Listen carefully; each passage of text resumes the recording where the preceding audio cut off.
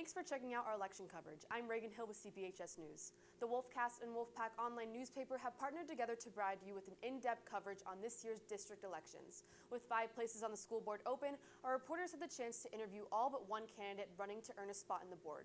We asked each candidate the same questions with a few follow-ups. The video you're about to watch is their full unedited version. Please keep in mind that we do not fact-check any of their claims. Thank you for watching, and don't forget to vote.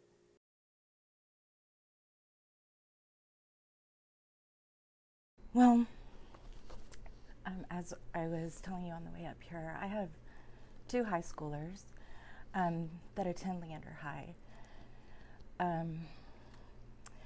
I've seen the changes in the district over the past few years, and they started when I had a 3rd grader, and then one at middle school, and then one at high school. And I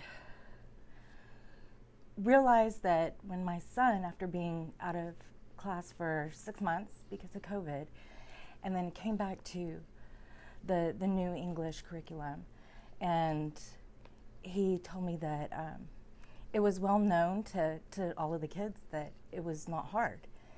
And I actually saw with his SAT scores, they flatlined. And so I witnessed a lack of academic rigor for him. For my middle school daughter, there was exposure to material that she should not have been seeing. I discovered that for one of her classes, she was being sent to the Black Lives Matter website to do assignments. A 12-year-old should not be accessing adult content like that. I also had concerns with the books. Probably more so the sexually graphic books. And I actually had to take what would qualify as teen erotica away from my daughter. And then I ended up having to pull my 10-year-old out, and now I homeschool her. So I've seen a lot of the changes, and I just don't agree with the direction that the district is going. And so I've come forward to run for school board, try to get us back on a track where we're focused on academics.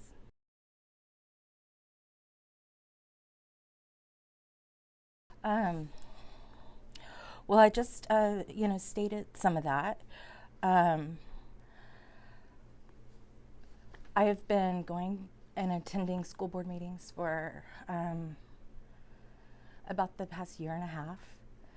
I first got involved when the district was considering changes to the medical policy that would allow them to, they removed so many instances where they were obligated to contact a parent, and not just for high schoolers. I mean, this is for like little kids too. The policy would apply to elementary age.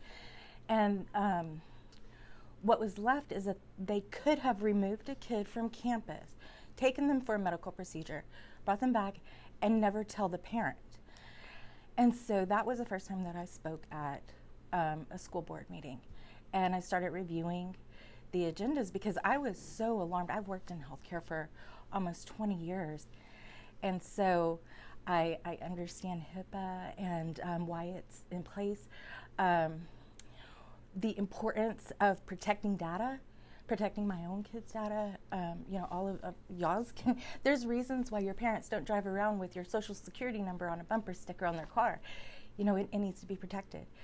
I just started reading the policies to know what the schools are supposed to be doing, what we're not doing right.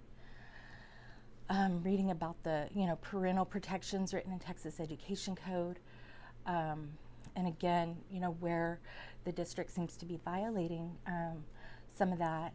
I've gone to the Capitol to talk about the surveys, and I'm not sure if you have received any of them. I've intercepted them from my own kids, but surveys that violate federal education code, asking children about, and essentially they're psychological exams, but asking if kids feel safe, if they feel safe at home, if they feel safe being themselves. And again, This is all protected information that shouldn't be asked.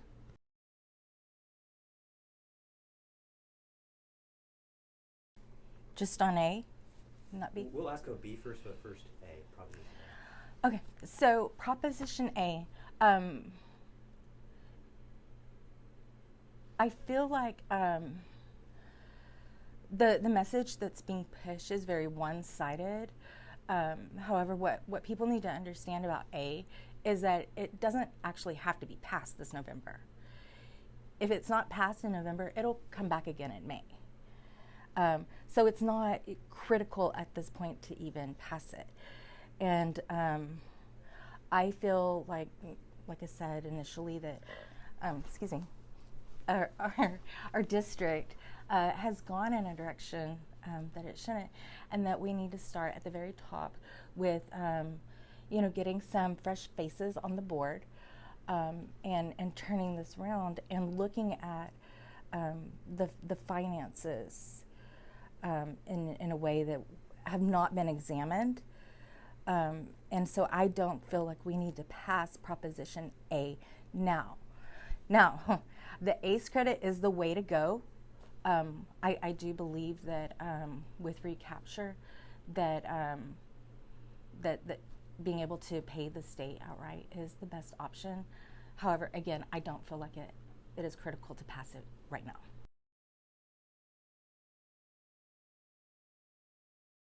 So with Proposition B, I am against it.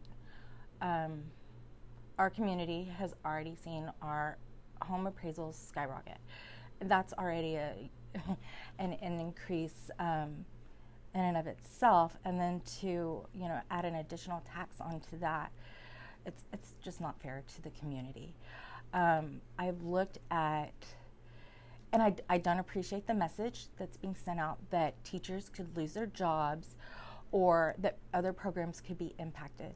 I don't think that that's fair at all, and actually I feel like it's very deceitful. And again, it's a very one-sided message that's being presented by the district. And I've looked at salary data for 5 years to see that we're not, and we have not been putting money into our schools. And I looked up Cedar Park High School and Cedar Park Middle School, and salary data for 5 years is stagnant. There's no increases, not even a cost of living increase for teachers and staff that work here. It is stagnant. But there are a lot of other departments that have seen exponential growth. And with STAR scores, with SAT scores, I just don't feel like they're impacting students the way that we would expect to see from our educational system. When you have Pathways and Innovations that's seen a 64% increase in the past 5 years, again, where teachers are stagnant, you just have to kind of wonder what the district's priorities are. There's also a brand new department. It started in 2020. It's called Federal and State Programs. And I've looked up the job titles that are under this department, and have found that the roles of these job titles consist of teachers that go to the homes of babies to essentially teach the parents how to parent their babies. And this has nothing to do with K through 12 education. Why are these dollars being invested there? Why aren't they being put into our schools? And so, because there's all of these questions, I think that we need to audit, and we need to look at where the money is being spent and why it's not being directed to our schools.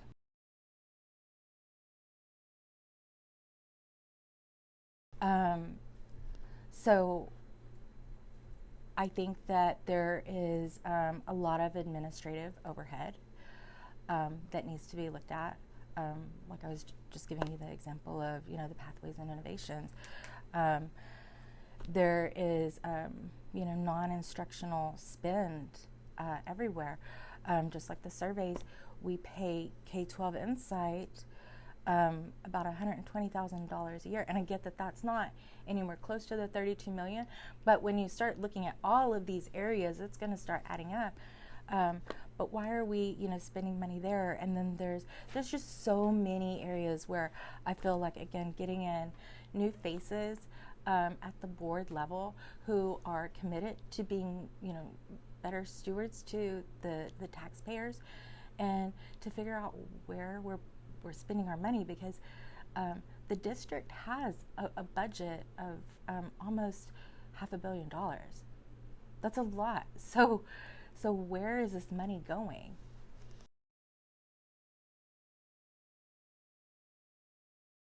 So I think that it's been several years since the district has passed a balanced budget. And so that's an issue. And again, looking at, the current leadership at the board and administratively, and why they've allowed us to get into this situation.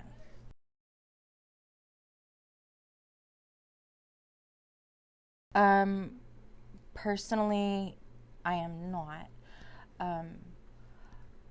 I look at the changes and the timeline of how all of this happened, and Bruce Gearing came in the late summer of 2019.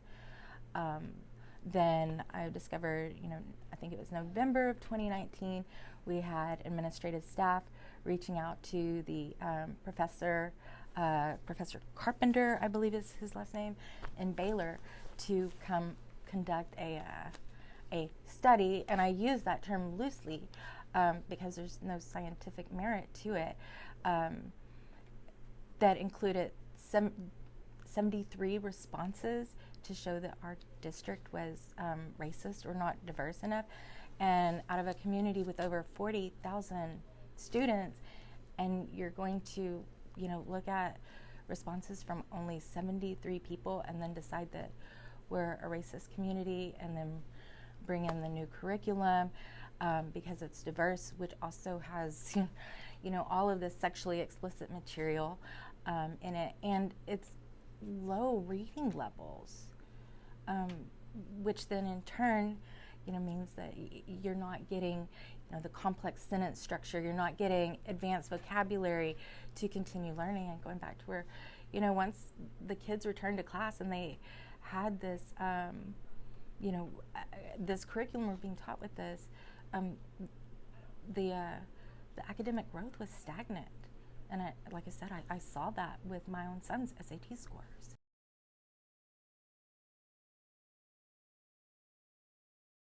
So currently I have two at Leander High. One is a senior, and then I have a sophomore daughter. And I have a 10-year-old daughter who's in 5th grade, who I homeschool now.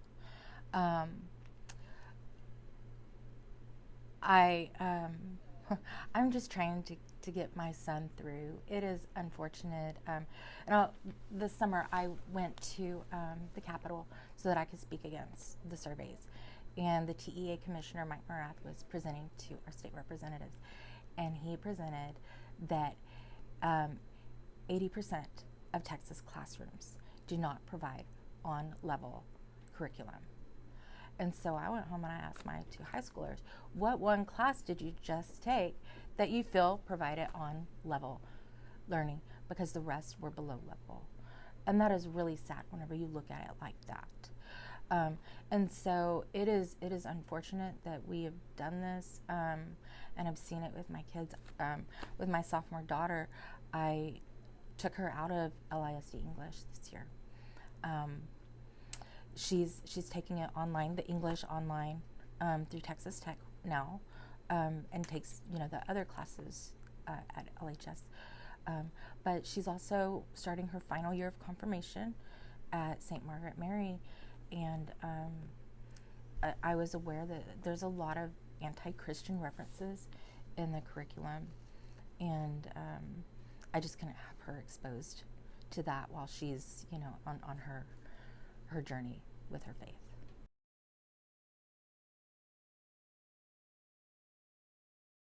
Yeah, I follow, I think, Captain Seth Keschel, and he is a really smart guy, and I think he plays in spreadsheets a lot, and a lot of my time during the day is spent in spreadsheets as well, with data, and he's shown a lot of discrepancies, both just locally in Williamson County, and discrepancies at the national level, and I have concerns.